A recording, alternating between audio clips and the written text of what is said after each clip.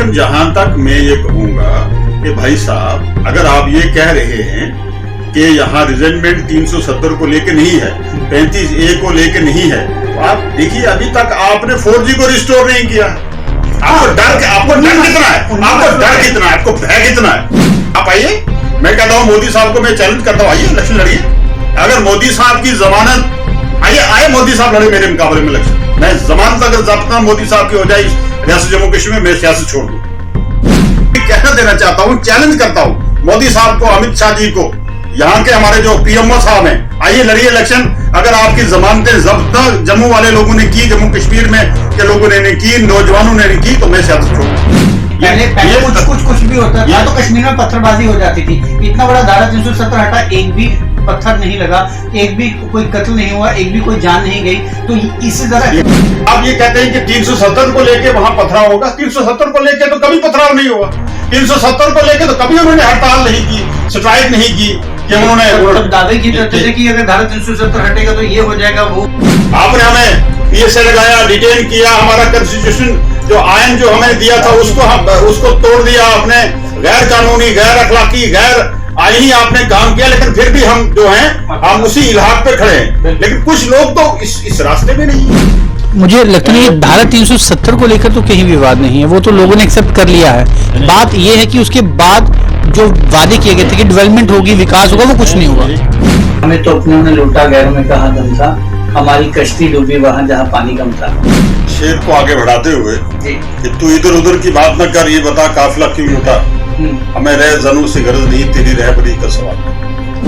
5 अगस्त जम्मू कश्मीर के लिए एक बड़ा दिन, क्योंकि इस दिन जम्मू कश्मीर रियासत यूटी में कन्वर्ट हो गई और बहुत कुछ बदलाव यहाँ पर हुए।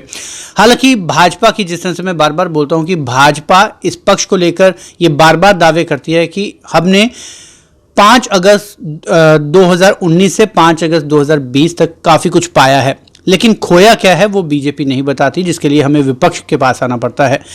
आज हम मौजूद हैं पूर्व एमएलए जावेद राणा जी के पास, जो बेबाकी से बोलते हैं। जावेद राणा साहब, सबसे पहले आपका स्वागत है। शुरुआत में ये करूँगा कि एक जिस तरह से एक शेर है कि हमें तो अपनों ने लूटा, गैरों में कहाँ दम था, हमारी कश्ती डूबी वहाँ जहाँ पानी कम था। ये शेर आजकल खासकर कश्मीर का नाम बात करूँ तो जम्मू का युवा बार बार गुनगुना रहा है। खैर ये अलग बात है। सबसे पहले आपसे ये जानना चाहूँगा कि क्या आप समझते हैं कि इस साल के बीच में फ़ायदे तो हम बीजेपी से गिनवा लेंगे, आप नुकसान बता दीजिए कि युवा कितना प्रताड़ित है या क्या कुछ हम चीज़ हासिल नहीं कर पाए। आपके इस शेर को आगे बढ़ाते हुए कि तू इधर उधर की बात न कर, ये बता काफिला क्यों लूटा, हमें रह जनू से गरज नहीं, तेरी रहबरी का सवाल है। जो देश की लीडरशिप ने 370 हटाने के बाद पूरे मुल्क में, बल्कि मैं कहूँगा कि बैनुल-अक़वामी सतह पे ढिंढोरा पीटने की कोशिश की, वो टोटली जो है उनकी वो जो रेत की दीवार थी वो गिरती हुई नज़र आ रही है। सबसे बड़ी बात जो बीजेपी ने की लीडरशिप ने, या बीजेपी की जो हमारी दिल्ली की लीडरशिप है जो देश को लीड कर रही है, सबसे बड़ी बात उन्होंने जो ये की है मेरी समझ में, वो विश्वासघात है। और मैं कहूँगा कि जब कोई विश्वासघात जब हो जाता है तो उससे बड़ी बुरी बात कोई नहीं है। पूरे देश की आवाम का उन्होंने कॉन्फिडेंस लूज़ किया है, और पर्टिकुलरली मैं कहूँगा कि देश के नौजवानों का और रियासत जम्मू कश्मीर की आवाम का और नौजवानों का उन्होंने विश्वासघात किया है। सबसे बड़ी मैं कहूँगा कि सबसे बड़ी बात उनका ये 370 हटाने के बाद आज जो है वो यहाँ तमाम पॉलिटिकल पार्टी, जम्मू कश्मीर की मेन स्ट्रीम पॉलिटिकल पार्टीज जो हैं वो यूं में स्याह मना रही हैं। और मुझे हैरानगी है कि तिरंगा झंडा यहाँ कुछ लोग जो हैं, गिने चुने लोग लहरा रहे हैं। आप 5 अगस्त को तिरंगा झंडा लहराएंगे या 15 अगस्त को लहराएंगे? मुझे कन्फ्यूज़न हो रहा है कि देश तो आज़ाद हुआ 15 अगस्त को, आज क्या हो रहा है? आज तो यूं स्याह है, आज तो यूं स्याह मनाना चाहिए कि देश की आइन का एक आर्टिकल जो है उसको मनसूख करने का यहाँ जश्न मनाया जा रहा है। ये देश का आइन था ना, सुप्रीम आइन है ना देश का, सबसे बड़ा आइन जो है, हमारी जो दस्तूर हमारा जो है, कानून जो है, वो सबसे बड़ा है, सुप्रीम किताब है वो हमारे सामने। जावेद साहब, लेकिन मुझे लगता नहीं कि धारा 370 को लेकर तो कहीं विवाद नहीं है, वो तो लोगों ने एक्सेप्ट कर लिया है। बात ये है कि उसके बाद जो वादे किए गए थे कि डेवलपमेंट होगी, विकास होगा, वो कुछ नहीं हुआ। ये कहूंगा कि किसने एक्सेप्ट किया है?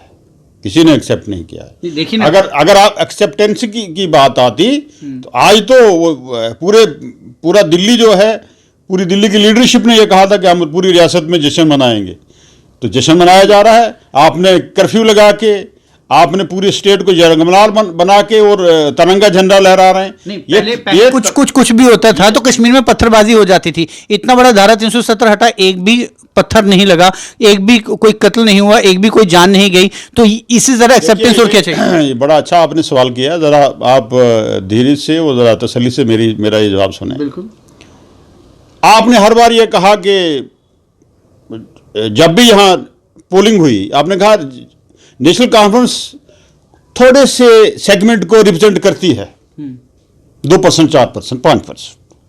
आपने कहा पीडीपी जो है वो थोड़े से सेगमेंट को रिप्रेजेंट करती है, 2%, 4%, 5%। आपने कहा कांग्रेस जो है कश्मीर में थोड़े से सेगमेंट को रिप्रेजेंट करती है, 2%, 4%, 5%। मैं तो कहता हूं ये कि देखिए भाई साहब, आप जो यहां जो दो तरह के लोग हैं कश्मीर में, जम्मू कश्मीर में, एक तो ये कहते हैं कि आप कश्मीर छोड़ो, और दूसरे ये कहते हैं कि हमारा जो इलाक, इस रियासत का इलाक देश के साथ हुआ था, हम उसी पे कन्फर्म हैं। ये दो तरह के लोग हैं। और हम जो मेन स्ट्रीम पॉलिटिकल पार्टीज के लोग हैं, आपने हमें डिटेन भी किया, आपने हमारे खिलाफ पीएसए भी लगाया, आपने हमें गिरफ्तार भी किया, आपने हमें ज़दोकोप भी किया, आपने हर तरह की अजीतें देने की कोशिश हमें की। दूसरी तरफ तो वो लोग हैं जो इस सिस्टम से बाहर हैं, वो क्यों 370 की बात करेंगे? वो तो दूसरी बात कर रहे हैं जिसके हम खिलाफ हैं। हम कहते हैं नहीं जी, हमारा इलाक देश के साथ हुआ है। आज भी उस इलाक को हम कन्फर्म करते हैं, जो हमारी लीडरशिप ने देश के साथ हाथ मिलाया था, आज भी हम उसको कन्फर्म करते हैं। आप जहां तक मैं ये गुजारिश ये करूंगा कि आप ये कहते हैं कि 370 को लेके वहां पथराव होगा। 370 को लेके तो कभी पथराव नहीं हुआ। 370 को लेके तो कभी उन्होंने हड़ताल नहीं की, स्ट्राइक नहीं की कि उन्होंने दावे किए जाते थे कि अगर धारा 370 हटेगा तो ये हो जाएगा, वो हो जाएगा। बात ये है कि अगर आप मैं ये आपको वाजह कर देना चाहता हूँ, शायद आप मेरी बात आप समझ नहीं रहे हैं, शायद इसको कोई शायद उसमें आपको कन्फ्यूजन हो रहा है। मैं क्लियर कट ये बात कहता हूँ कि यहाँ दो मकताए फिक्र के लोग हैं। एक तो ये कहते हैं कि हमने देश के साथ इलाक किया था, हम उसी पे खड़े हैं। आपने हमें पीएसए लगाया, डिटेन किया, हमारा कॉन्स्टिट्यूशन जो आयन जो हमने दिया था उसको तोड़ दिया आपने, गैर कानूनी, गैर अखलाकी, गैर आईनी आपने काम किया, लेकिन फिर भी हम जो हैं हम उसी इलाक पे खड़े हैं। लेकिन कुछ लोग तो इस रास्ते में नहीं हैं। आपको याद होगा कि जब यहाँ हुर्रियत के साथ बात करने के लिए देश के होम मिनिस्टर आए थे तो हुर्रियत ने अपना दरवाजा नहीं खोला था। आज भी जो है हुर्रियत जो है वो इस प्लेटफॉर्म पे नहीं आ रही है। हम ही हैं जो मैंने पहले भी कहा कि के कहते हैं कि भाई जो कुर्बानियां हमने दी, जो हमारी तंजीम ने, पार्टी ने जो कुर्बानियां दी हैं, हमारी लीडरशिप ने जो कुर्बानियां दी हैं, मैं कहते हैं कि जो ये इस गुलशन को सजाने में, इस गुलशन को आगे ले जाने में सबसे बड़ी कुर्बानियां हमारी हैं। कि सबसे कहते हैं कि सबसे पहले गर्दन हमारी कटी, वो एक पूरा शेर मुझे शायद मेरे जहन से निकल गया। तो हमें हर तरीके से हमारे साथ जो है नाइंसाफ़ी हुई है, रियासत जम्मू कश्मीर के साथ नाइंसाफ़ी हुई है। मैं कहूँगा कि पूरे देश के साथ नाइंसाफ़ी हुई है कि जो आइन ने, जो कॉन्स्टिट्यूशन ने एक धारा के तहत रियासत जम्मू कश्मीर को जो स्टेटस, जो मकाम दिया था, वो उसको छीना है। जावेद साहब, यही बात मैं समझना चाहता हूं, जिस तरह से आप बोल रहे हैं कि लोगों में अभी भी तशद्दुद थी, लोगों में गुस्सा था कि जो 5 अगस्त 2019 को हुआ। लेकिन बड़ी बात यह है कि यदि नेशनल कॉन्फ्रेंस के सभी लीडर्स को डिटेन कर दिया गया था, पीडीपी को डिटेन कर दिया था और बड़े लीडर जितने भी सबको डिटेन कर दिया गया, लेकिन जो आम जनता है वो तो वहीं पे थी। उसके बाद जब ये पूरा खुला है, उसके बाद भी हमें कोई वहां पर आम जनता की तशद्दुद नहीं दिखाई दिया। तो शायद केंद्र सरकार यही कहना चाहती थी कि केवल कुछ जो लीडर या जो पॉलिटिकल जमात हैं वही लोगों को बरगलाने का काम करती है। और आज किसी ने सोचा था कि सईद अली शाह गिलानी जैसा नेता, जो कि एक बार आवाज देता था कश्मीर बंद हो जाता था, आज वो खुद हुर्रियत छोड़कर शांत होकर बैठे हुए। देखिए, ये जो हुर्रियत की जहाँ तक जिलानी साहब का वो उनका शांत होना है या हुर्रियत का शांत होना है, उनमें आप हुर्रियत को पूछिए, हमें कोई उनके साथ लेना देने नहीं है। ना ही उनकी हम प्रोग्राम और पॉलिसी को हम कंफर्म करते हैं, सपोर्ट करते हैं। उनका वो अपना है, क्या है उनका, वो हमें उनका अता पता नहीं है। लेकिन जहाँ तक मैं ये कहूँगा कि भाई साहब, अगर आप ये कह रहे हैं कि यहाँ रिजेंटमेंट 370 को लेके नहीं है, 35A को लेके नहीं है, तो आप देखिए अभी तक आपने 4G को रिस्टोर नहीं किया है। आपको डर कितना है? आपको डर कितना है? आपको भय कितना है? अभी तक महबूबा मुफ्ती, अभी तक हमारे पॉलिटिकल पार्टीज के, हमारे नेशनल कॉन्फ्रेंस के लोगों को आपने डिटेन किया हुआ इलीगल। आप आइए ना सामने, आप आइए। मैं कहता हूं मोदी साहब को मैं चैलेंज करता हूं, आइए इलेक्शन लड़िए। अगर मोदी साहब की जमानत, आइए मोदी साहब लड़े मेरे मुकाबले में इलेक्शन। मैं जमानत अगर जब्ता मोदी साहब की हो जाए इस रियासत जम्मू कश्मीर, मैं सियासत छोड़ दूंगा। ऐसे दबाने से कोई तंजीम, कोई तहरीक दबती नहीं है। मैं ये विवाल उठेगा, ये जो है वो कहते हैं कि लगेगी आग तो आएंगे घर सभी जद में, रास्ते में कोई मेरा ही मकान थोड़ी है। ये उठेगा, ये दबने वाला नहीं है। ये खुद समझते हैं, दिल्ली वाले समझते हैं, सब लोग समझते हैं कि दबाने से कोई तहरीक दबी नहीं है। राणा साहब, इतना जरूर है कि आपकी बातों में सच्चाई जरूर है। लोगों, खासकर कश्मीर के साथ साथ जम्मू में भी गुस्सा है कि जो बीजेपी के विधायकों ने वादे किए थे वो पूरे नहीं किए, चाहे केंद्र सरकार जो आश्वासन लोगों को दे रही थी वो पूरे नहीं हुए। लेकिन उसका मतलब ये भी नहीं है कि लोगों का रुझान पीडीपी या नेशनल कॉन्फ्रेंस या कांग्रेस की तरफ है।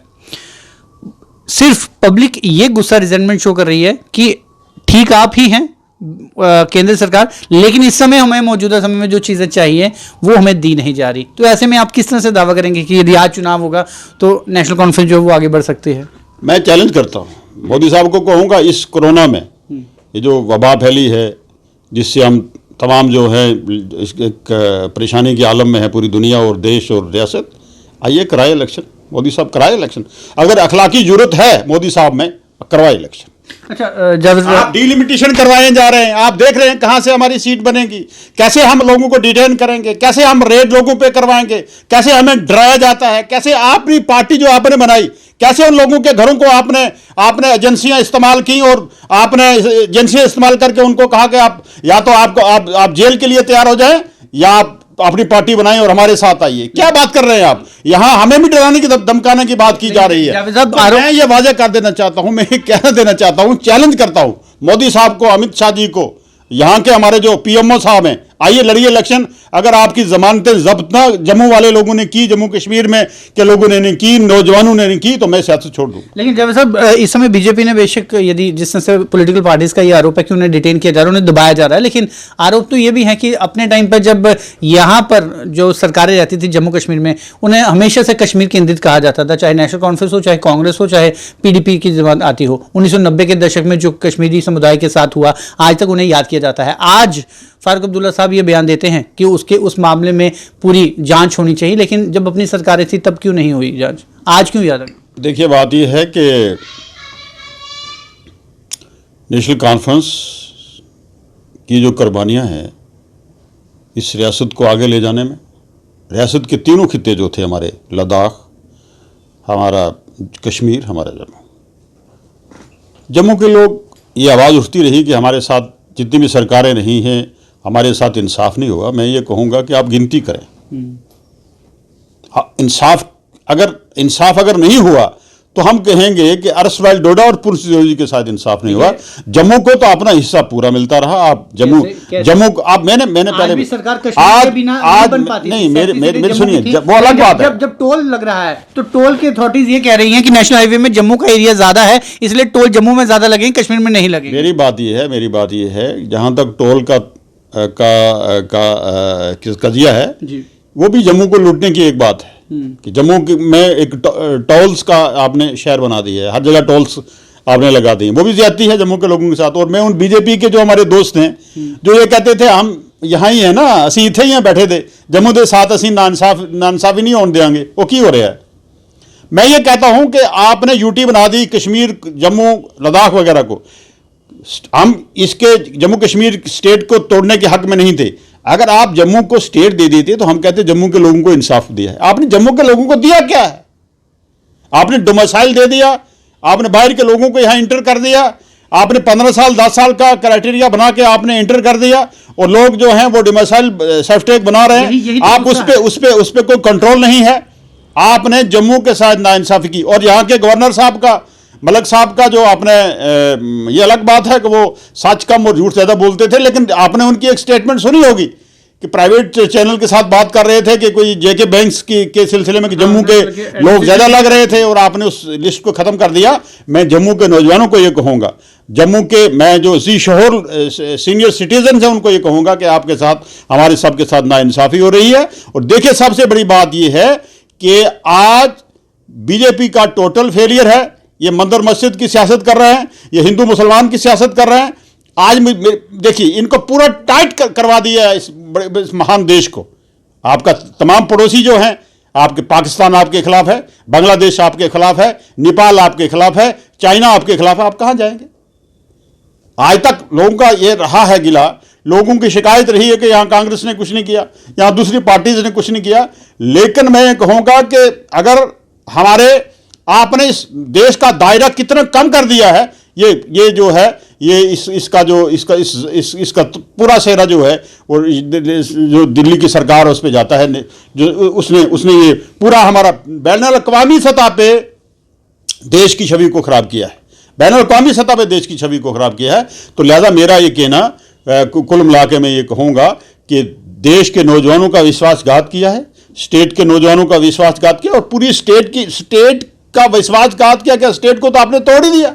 जनाब साहब कंक्लूड करूंगा लास्ट में, जिस तरह से आपने गवर्नर साहब की बात की, सत्यपाल मलिक जी की, जिस तरह से उन्होंने भी ये आरोप लगाया था कि जो चीज़ें यूथ के हित में थी वो यहाँ की एडमिनिस्ट्रेशन नहीं करना चाहती थी। लेकिन आरोप ये भी है कि जो ये सारी एडमिनिस्ट्रेशन है, क्योंकि अभी भी लॉबीबाजी जो है वो साफ तौर से एडमिनिस्ट्रेशन में है, और आरोप ये लगता है कि ये भी तब की है जब पुरानी सरकारें हैं, वही सरकारों के जो बनाए हुए जो अधिकारी हैं वो आगे बढ़ते आ रहे हैं, जिस समय वो काम को अडंगा डाले जा रहे हैं। क्योंकि एक समय पे ये आरोप लगता रहता था कि सेक्रेटरीट में 90% से ज़्यादा कश्मीर डिवीज़न के जो कर्मचारी हैं वो ज़्यादा है और जम्मू के डिवीज़न के कम हैं। अब ऐसे में आज जनता, कोई शक नहीं है कि जनता परेशान है, जो चीज़ों ने चाहिए वो नहीं मिल पा रही, जो उम्मीदें उन्हें सरकारों से थी वो नहीं मिल पा रही। लेकिन यदि सरकार सेंटर में नरेंद्र मोदी नहीं तो फिर आखिर कौन? जम्मू कश्मीर में यदि गवर्नर राज नहीं तो फिर आखिर कौन?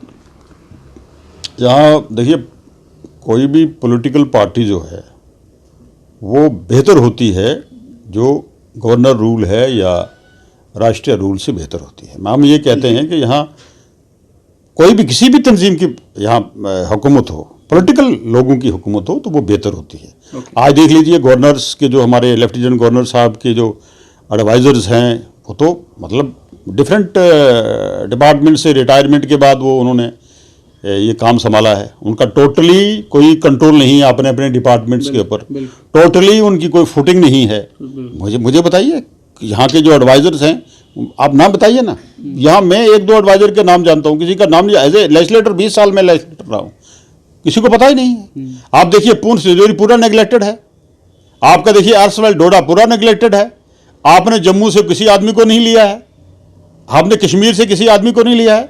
तो लिहाजा पहली बात तो ये है कि ये आप बेस देख लीजिए कि जो लोग अहबाब इख्तियार में हैं बैठे हुए, वो कौन लोग हैं। टोटल फेलियर है। डिपार्टमेंट का जो ब्यूरोक्रेसी है, जो सेक्रेटरी लेवल पे, उस पर कोई कंट्रोल नहीं है। आपने अपनी लॉबीज बनी हुई है और उन पे कोई कंट्रोल नहीं है। करप्शन की इंतहा है, करप्शन की इंतहा है, कंट्रोल कोई नहीं है। और डेवलपमेंटल वर्क्स बिल्कुल कोलैप्स है, तामीराती सिस्टम बिल्कुल कोलैप्स हो चुका है, कोई डेवलपमेंटल सिस्टम नहीं है। आपने जो है रह के आपने बीडीसी के यहाँ इलेक्शन करवाए और पंचायतों के जरिए आप कुछ ना कुछ करना चाहते थे, वो भी नहीं कर पाए। वो भी नहीं कर पाए आज तक। आपकी एमजी नरेगा की लोगों को पेमेंट्स नहीं मिल रही हैं। दरअसल लास्ट में सिर्फ नेशनल कॉन्फ्रेंस क्या आश्वासन देना चाहेगी यदि नहीं हो पा रहा इस समय बीजेपी से, केंद्र सरकार से नहीं हो पा रहा, गवर्नर लेफ्टिनेंट गवर्नर से नहीं हो पा रहा, नेशनल कॉन्फ्रेंस यदि जनता अपना विश्वास नेशनल कॉन्फ्रेंस में देती है तो किस तरह का बदलाव? देखिए, हमारा जो प्रोग्राम और पॉलिसी रही है कि हमने हमेशा तीनों खितों की बात की है। आज तो लद्दाख को तो आपने हमसे अलग कर दिया। मैं ये कहूँगा जम्मू कश्मीर का जहाँ तक ढांचा है, हम सबसे पहले ये कहेंगे कि यहाँ का नौजवान और यहाँ की जो हिंदू मुस्लिम परंपरा है और यहाँ की एकता और अखंडता है, इसको मजबूती के लिए और यहाँ के नौजवानों को आगे लेके जो है वो नेशनल कॉन्फ्रेंस जाने के लिए तैयार है। मैं ये कहूँगा, मैं ये वादाबंद हूँ कि हम इंशाअल्लाह ताला जम्मू कश्मीर, आपका अर्सवाइल डोडा, आपका रजौरी पुंछ और आपका ये कश्मीर के जो एरियाज़ हैं, सबको हम जो हैं वो एक नज़र से दिखती रही है नेशनल कॉन्फ्रेंस, और यहाँ के नौजवानों के लिए और यहाँ के तमाम तामीराती कामकाज के लिए और तमाम जो हमारा जो यहाँ के जो मसाइल हैं उनको लेके इंशाअल्लाह हम आगे चलेंगे। और मैं ये उम्मीद रखता हूँ कि आने वाले टाइम में इंशाअल्लाह यहाँ उमर अब्दुल्ला साहब की क़यादत में यहाँ स्टेट भी बनेगी और हमारा जो स्पेशल स्टेटस है, जो तवक्को हमें सुप्रीम कोर्ट से है, हमें इस देश की लीडरशिप के साथ मैं ये वादा कर देना चाहूँगा कि उमर अब्दुल्ला साहब की एक स्टेटमेंट आई, लोगों ने उसको एक्सप्लॉइट करने की कोशिश की। देखिए, हमने मोदी साहब से 370 नहीं मांगना है, हमने अमित शाह से 370 नहीं मांगना है और ना ही ये दे सकते हैं। लटेरा कभी किसी की जायदाद को वापस नहीं करता है। इन्होंने हमारे आयन को लूटा है, इन्होंने हमारे तशख़्ख़ुस को लूटा है और ये कभी नहीं हमें वापस देंगे। हम इंशाअल्लाह ताला देश की बड़ी अदालत से अपना स्पेशल स्टेटस लेंगे। 370 को वापस हमें इंशाअल्लाह मिलेगा, 35 से इंशाअल्लाह हमें मिलेगा। हमारी रियासत जो है वो रिस्टोर होगी और उसके बाद ही यहाँ तमाम सिलसिला जो बहाल होगा और यहाँ हिंदू मुस्लिम एकता और यहाँ की जो परंपरा है वो इंशाअल्लाह कायम होगी। एक नया कश्मीर लेके हम इंशाअल्लाह आगे निकलेंगे और उसमें लोगों की ताबन की हमें अशद ज़रूरत है। बहुत बहुत शुक्रिया जावेद साहब। तो कहीं धूप कहीं छाव की कथा तो बनी हुई है और इस समय बीजेपी के खेमे में जहां इस समय धूप दिख रही है, वहीं छाव विपक्ष के खेमे में ज़रूर दिखाई दे रही है, क्योंकि इनका आरोप है कि जो चीज़ें वादे आम जनता के साथ इस तौर पे किए गए कि विपक्ष को हटाया जाएगा तो आप लोगों को ये चीज़ें मिलेंगी, तो ना विपक्ष आगे आ पाया और ना ही जो वादे जनता से किए गए वो वादे पूरे हो पाए। ऐसे में एक बार फिर विपक्ष चाहता है कि जनता उनमें विश्वास कायम रखे ताकि उनकी जो उम्मीदें